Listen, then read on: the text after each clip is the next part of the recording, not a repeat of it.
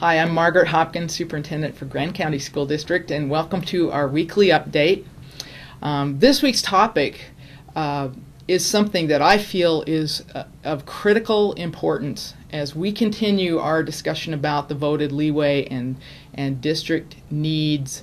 What I want to talk about is our community, and the face of our community is what this really addresses. And so to start with today, I want to use this board and put up some different topics, but I think a critical piece in what we're dealing with here at the district office is balancing the competing demands in our community. So this is a board job, and the Board of Education is working hard to really examine all of our competing demands. So first of all, we have a number of people in the community who support no tax increase no matter what. It doesn't matter if it's a school issue or what kind of issue it is. They're just not supporting a tax increase. The board needs to listen to that group of people because they have their needs and their reasons.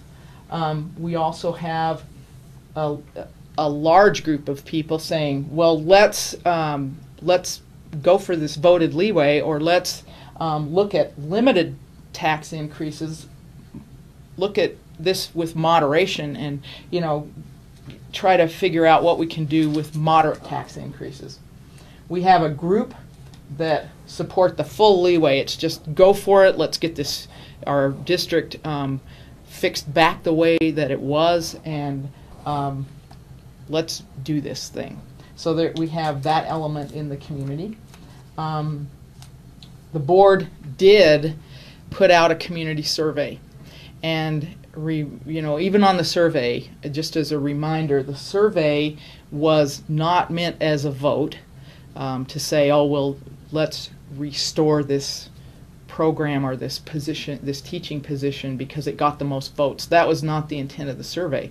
The survey was just to get a feel for the voice of the community at large, and it had to do with restoring the district as we come into new ongoing funds, what we would look at first and second and third. And for those of you who haven't heard, and you can access, I should probably put this survey down here, but the survey results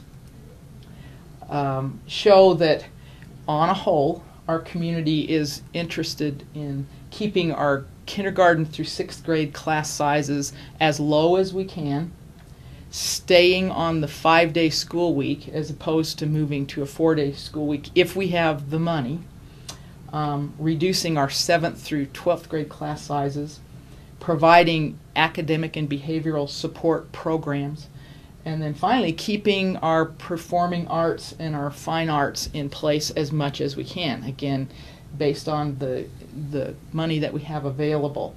So we have our survey opinion, and that's real important. The board is looking at that. In addition, the board has to pay attention to health and safety items. An example of that might be we need at least 2 people staffing a school office at once, because if one of the persons is called out, if the secretary is called out, somebody needs to be in the office in case we have kids coming in or something happens.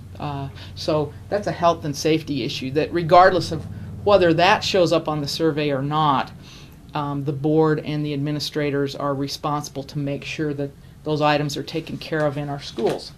A big piece of restoring a district is paying attention to salary stabilization for the employees.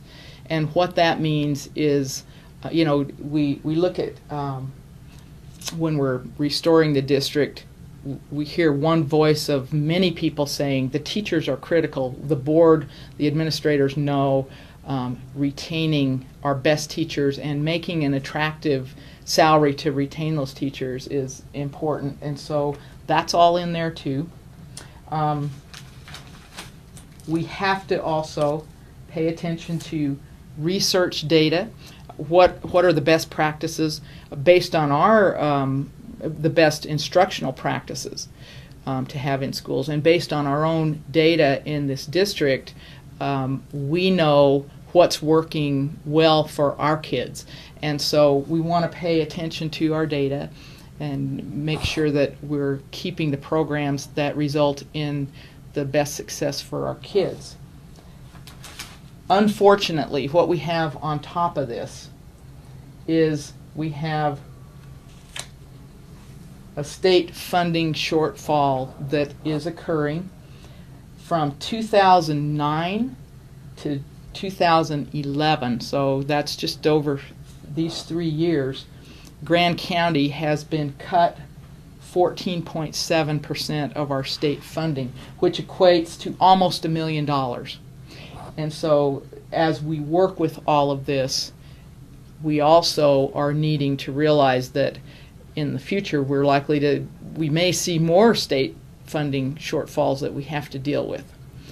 This paints a picture of the competing demands right now that are placed on not just Grand County schools, but all districts across the nation, really.